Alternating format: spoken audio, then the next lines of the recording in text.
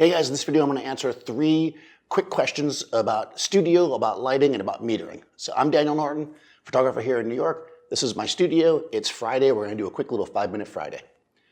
First question that I get quite a bit is that if I'm shooting with a light meter, or I'm lighting with a light meter, and I'm shooting a bunch of people, like a group, how do I meter? Like, where do I meter?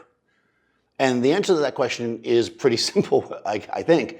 And this is true of kind of any scene, really. You don't want to meter. You never want to walk up to somebody with a meter. I mean, somebody just see us do that in a video because it looks like that's what we're doing, but it's really not. We just go up there and you just click it once and you're good.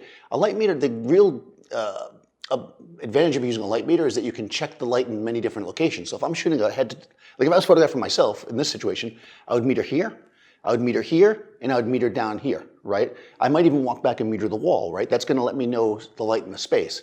Same thing with the group. If I've got 3 or 4 people, I'm going to go up and I'm going to meter in front of each of them.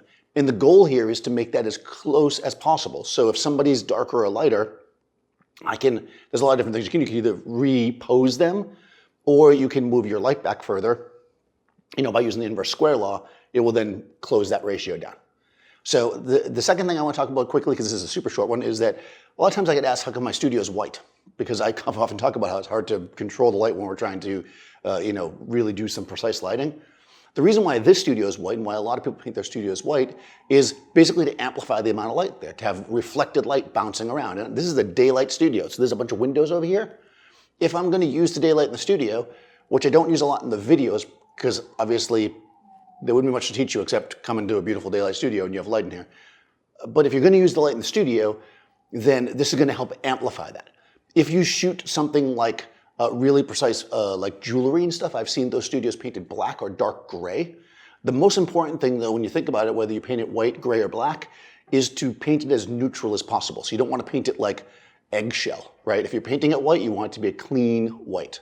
Speaking of white, I get this question a bunch too about white balance. I'm always getting questions about white balance, but specifically somebody asked, well, when you're outside using flash in the daylight, how do you set your white balance? Well, that comes down to, again, one of those things like how important is it, right? If you're shooting something like a fashion catalog, it needs to be dead on. You want to shoot a color calibrating target for each setup. But just generally speaking, flash is pretty close to daylight. I generally leave my setting on daylight when I'm outside, because usually I'm just doing a fill flash.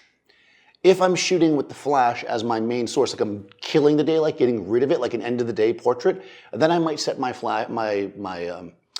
white balance to flash, but almost always I just leave it in daylight anyways, because what'll end up happening is, let's say the sun's falling behind them and my white balance is set to daylight and I use flash. What's going to happen is the flash itself is going to have a little bit cooler than it really should be, as less daylight's actually on the subject. And of course the sunset light is really warm, and that will just add that contrast, and you get that like really kind of cool, punchy kind of cool versus warm contrast in the light. So generally speaking, aside from doing really custom color, if it's super important, if you are shooting a flash outside mixing it with daylight, I probably would leave my white balance set to daylight.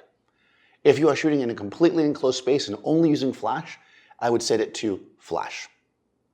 So hopefully that was helpful, guys. If you have more questions, go ahead and put them below, or if you do something a little bit differently. If you haven't already, go ahead and subscribe to the channel and ring the bell, and I'll see you next time.